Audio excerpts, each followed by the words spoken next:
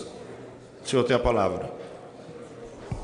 Muito obrigado. Senhor presidente, senhoras e senhores parlamentares, senhor deputado Bonifácio de Andrada, eminente relator, cujo pronunciamento nós tivemos mais uma vez a satisfação de ouvir e que, de novo, como já ocorrera perante a Comissão de Constituição, Justiça e Cidadania, fez aquilo que recomendava já o Mestre Jesus Cristo. Mas a vossa palavra seja sim, se for sim, não, se for não. Tudo o que passar disso vem do mal. Anota Mateus, no capítulo 5, versículo 37. Assim fez, mais uma vez, o deputado Bonifácio de Andrada, que trouxe a vossas excelências a evidência de que a denúncia apresentada pelo ex-procurador-geral da República contra o senhor presidente da República e 2 de seus ministros, na verdade não passa de peça inepta, que veio desacompanhada de um mínimo que fosse de elemento probatório, que se sustenta na palavra de notórios e confessos criminosos, os quais, aliás, para se livrarem de seus malfeitos, aceitaram dizer aquilo que queria ouvir o senhor ex-procurador-geral da República. Essa é uma página muito triste da história do Brasil. Ficará registrada como algo que manchou, lamentavelmente, a instituição do Ministério Público Federal, que é tão importante para a República Federativa do Brasil. Instituição que foi consagrada pela Constituição Cidadã de 1988, com um destaque nunca antes visto nas cartas políticas do país. No entanto, a ação do ex-procurador-geral, disposto que estava a atacar o senhor presidente da República, fez com que se manchasse, lamentavelmente, a instituição que ele representava. De fato, como anotou o eminente deputado Bonifácio de Andrada, a denúncia não trouxe nenhum elemento de prova daquilo que alega. É preciso dizer, aliás, reiterar o que já se disse, que a denúncia veio vazada em termos confusos. Ela nem mesmo se faz inteligível na maior parte de seu texto. Ela atenta contra a língua portuguesa, ela atenta contra a lógica, ela atenta contra o bom senso, ela atenta contra o direito, ela vilipendia princípios básicos que estão inscritos na Carta Política do país. Porque, na verdade, o que ela tinha como objetivo era a destituição de um presidente da República. Ela não tinha por propósito fazer a imputação clara da prática de crimes, como deve ser uma denúncia criminal. O que se pretendeu com aquela denúncia, com essa denúncia que está agora sob a apreciação de vossas excelências, foi atacar vilmente a figura do senhor presidente da República, olvidando-se, excelências, a história do presidente da República, que não começou quando sua excelência assumiu o honroso cargo que hoje ocupa. Na verdade, estamos falando de alguém que tem uma história na atividade política, mas não só, que foi procurador do Estado de São Paulo, aliás, exerceu a Procuradoria-Geral por 2 vezes, foi secretário de Estado da Segurança Pública, foi ministro de Estado, foi presidente desta casa por 3 vezes, foi professor universitário, tem livros jurídicos publicados que são fonte de consulta obrigatória para quem pretenda tratar de direito constitucional. E se faz dessa figura alvo de flechas construídas a partir de bambus enlameados, porcos, sujos. Isto não honra o Ministério Público Federal. E é por isso, excelências, que o eminente deputado Bonifácio de Andrada trouxe, mais uma vez, a vossas excelências, como já fizera perante a CCJ, considerações que são com todo respeito aos que pensam de maneira contrária, irrespondíveis. São irrespondíveis porque se baseiam no direito. O eminente deputado Bonifácio de Andrada, aliás, Sua Excelência também, um eminente professor de direito constitucional, autor de livros sobre a matéria, dissecou a acusação, deixou no chão a tese acusatória. Isso porque nós ouvimos durante os debates travados na CCJ que, afinal de contas, por que não se poderia tomar como verdadeiros os relatos feitos pelos delatores? Ora, em primeiro lugar, Excelências, é preciso lembrar, conforme, aliás, muito recentemente decidiu novamente o egrégio Supremo Tribunal Federal, que a simples palavra de delatores não é suficiente para o recebimento de denúncia. E isto é preciso ser dito. Quando se afirma que a denúncia é apenas um passo para a investigação, eu quero lembrar a Vossa Excelência que isto não é verdade. Isto não é verdade, absolutamente não é verdade. A investigação deveria ter sido realizada antes do oferecimento da denúncia. O ex-procurador-geral da República, no entanto, preferiu não investigar, preferiu construir uma acusação a partir de relatos mentirosos, de relatos feitos por aqueles que queriam ser premiados. Ser premiados, vejam, Vossas Excelências, que coisa bárbara é essa. Ser premiados pelo crime que praticaram e que confessam ter praticado. Ou pelos crimes, porque está no plural.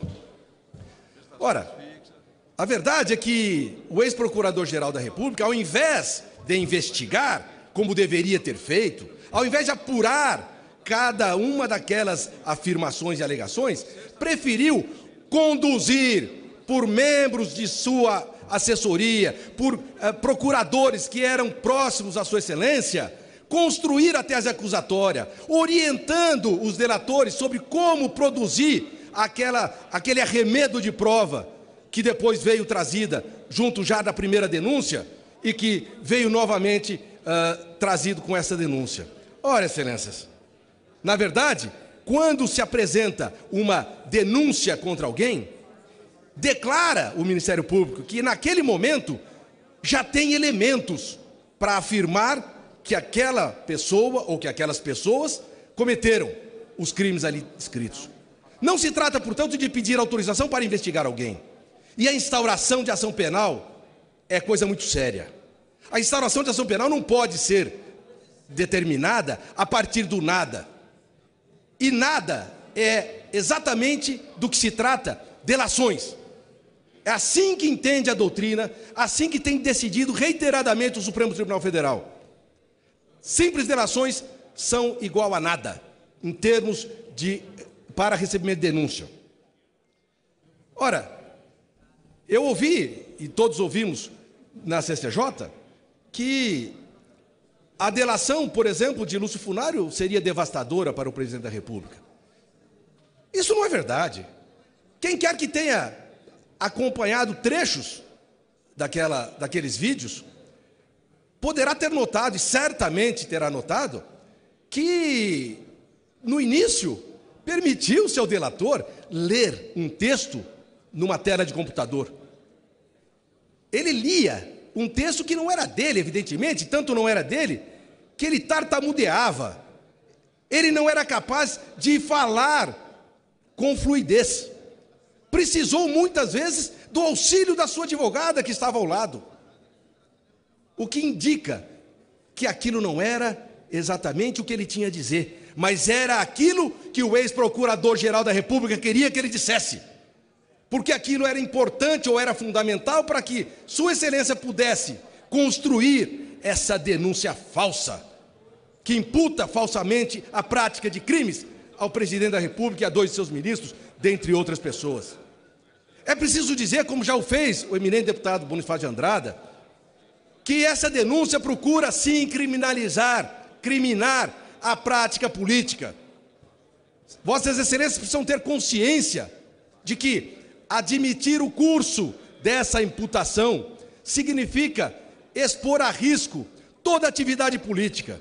Note-se, por exemplo, que, durante a maior parte ou quase toda a denúncia, só há referência a fatos ocorridos antes da assunção do cargo de presidente da República por Sua Excelência, o Dr. Michel Temer. Os pouquíssimos fatos que seriam posteriores a essa assunção referem-se, por exemplo, à nomeação pelo presidente da República de ministros de Estado, de outros ocupantes de cargos que devem ser escolha do presidente da República.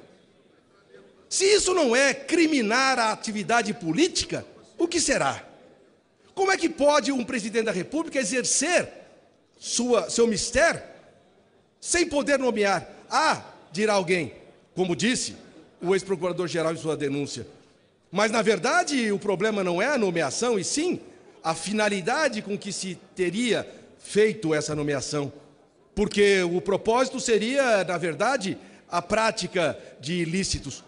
Esses ilícitos não vêm nem mesmo descritos em todas as suas circunstâncias, conforme determina e exige o artigo 41 do Código de Processo Penal, Excelências. Não há descrição desses delitos. Há suposições, há inferências, há, na verdade, uma mera especulação.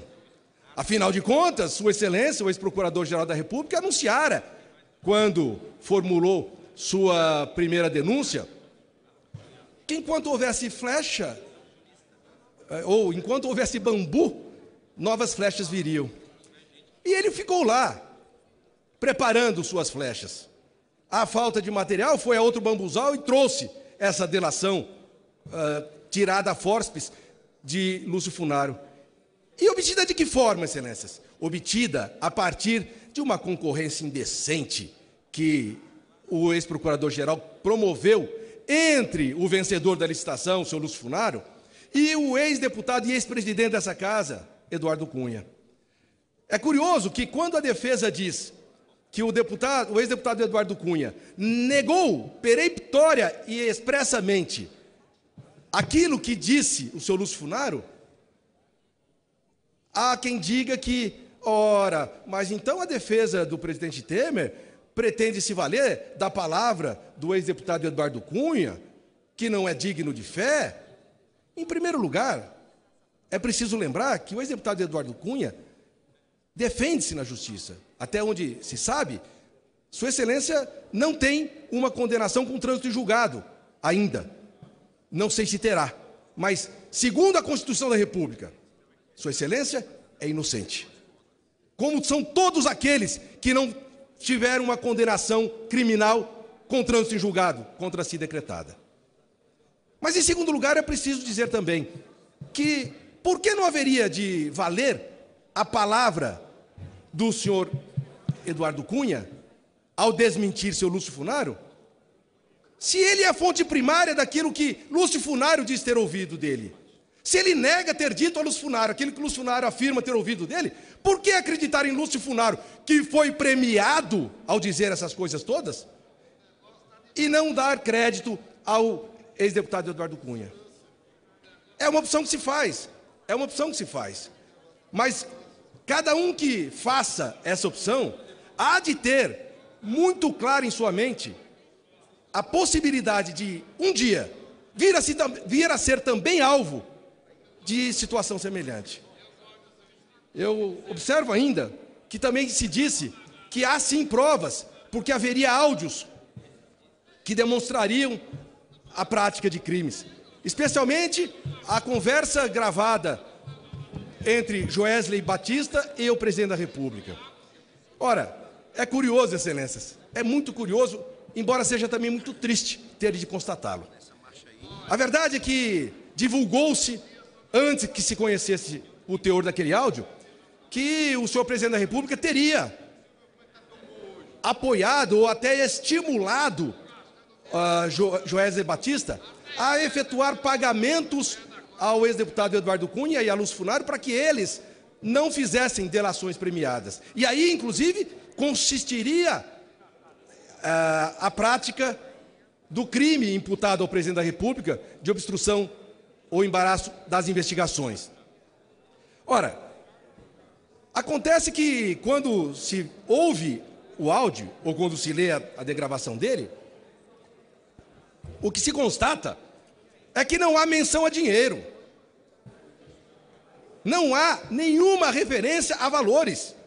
Quando o Joesley diz que está de bem com eles.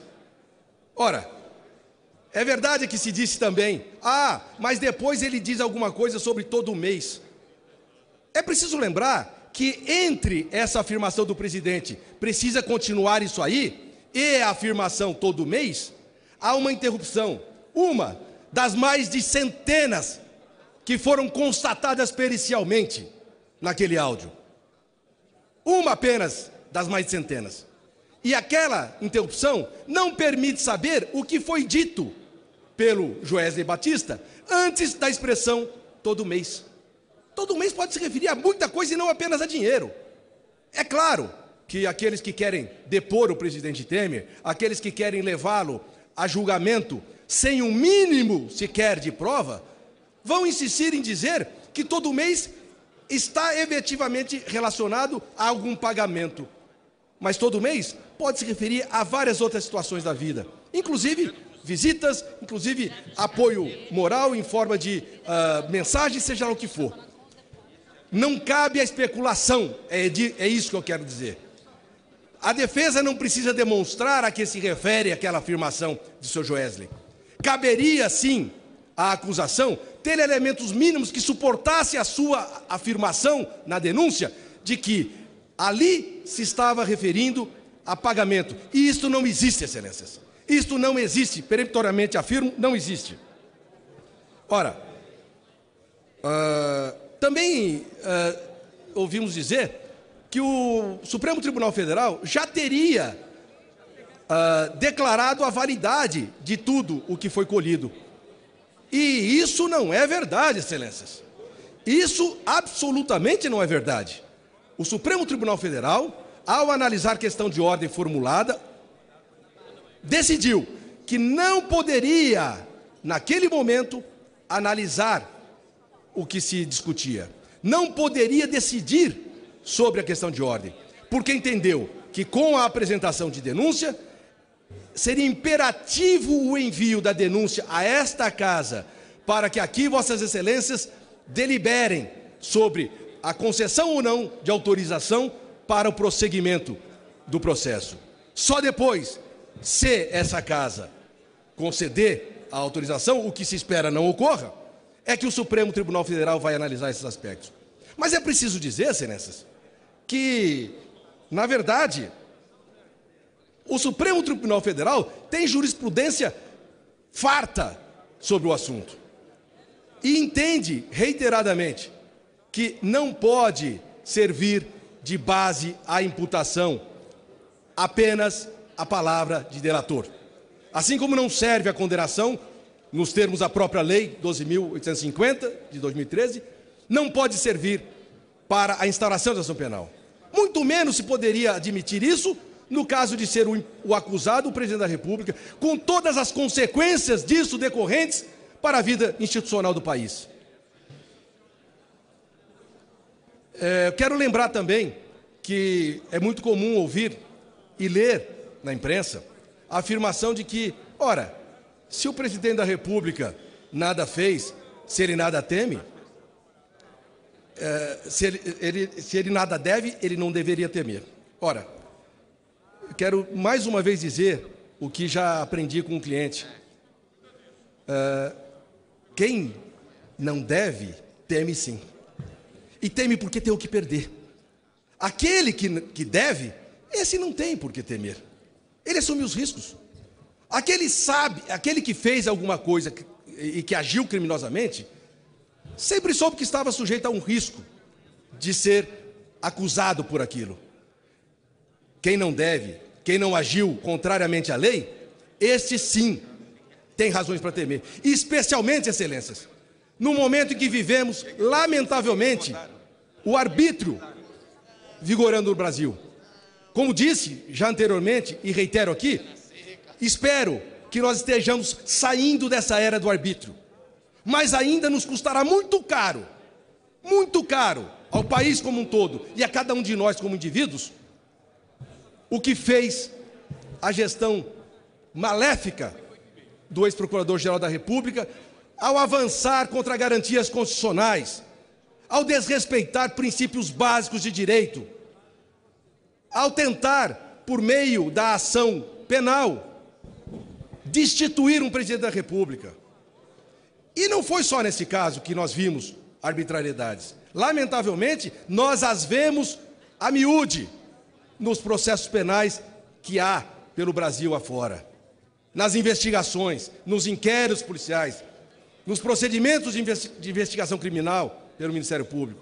Lamentavelmente, essa tem sido uma tônica e, oxalá, nós estejamos nos livrando dessa prática nefanda. É preciso dizer que Vossas Excelências, portanto, aqui decidirão muito mais sobre se querem ou não a manutenção do presidente Temer. Eu sei que os oposicionistas têm seus motivos para pretender retirar o presidente da República, seus motivos políticos. Eu respeito. Mas é preciso dizer que o pronunciamento dessa Casa vai muito além de uma escolha partidária.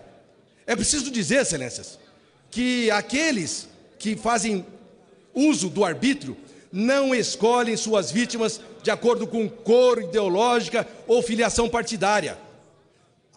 A história ensina, Excelências, a história ensina. Todas as vezes na história da humanidade em que se conferiu a um órgão de Estado um poder desmesurado e sem controle de outras instituições, nós assistimos tragédias. A história testemunhou tragédias a partir desse uso desmedido de poder por parte de um órgão de Estado. Que essa Casa tenha a altivez, mais uma vez, como já teve anteriormente, de dizer não ao arbítrio, de dizer não a uma denúncia inepta, de dizer não a uma acusação desfundamentada, desacompanhada de um mínimo de prova que fosse, de dizer não à imputação formulada com base em delações construídas a partir do interesse daquele que pretendia formular a acusação, de dizer não, enfim, Excelências, à desconstituição das instituições, porque é disso que se trata. É disso que se trata, Excelências. Vossas Excelências terão aqui a oportunidade ímpar de dizer que não compactuam os métodos sórdidos de que se valeu o ex-procurador da República para formular, para construir essa acusação, conforme, aliás, disseram os delatores da JBS em suas conversas gravadas inadvertidamente por eles próprios. Um deles dizendo, na hora certa, vamos fazer o Lúcio pular para dentro, aí ele fecha a tampa. É disso que se trata, Excelências. E depois um outro diz, olha, nós vamos precisar construir melhor essa história do Temer, porque não foi satisfatório. Como não houve tempo para construir melhor a história do Temer, como ele disse, foi-se com essa mesma. A flecha estava lá um pouco desbastada, não estava realmente muito afiada, mas era o que se tinha. E o então arqueiro-geral da República não se pejou e fez uso dela mesma. Fez uso dela. Da primeira vez, Vossas Excelências já disseram não a essa tentativa insana de atentar contra as instituições e contra os direitos individuais. Desta feita, eu estou muito seguro e espero que Vossas Excelências, mais uma vez, reafirmando o compromisso que tem com o Brasil, reafirmando o compromisso que tem com as instituições e com o Estado Democrático de Direito, rejeitem a autorização para ter sequência a denúncia formulada contra o presidente da República e os dois ministros. Muito obrigado. Agradeço ao senhor Eduardo Pizarro.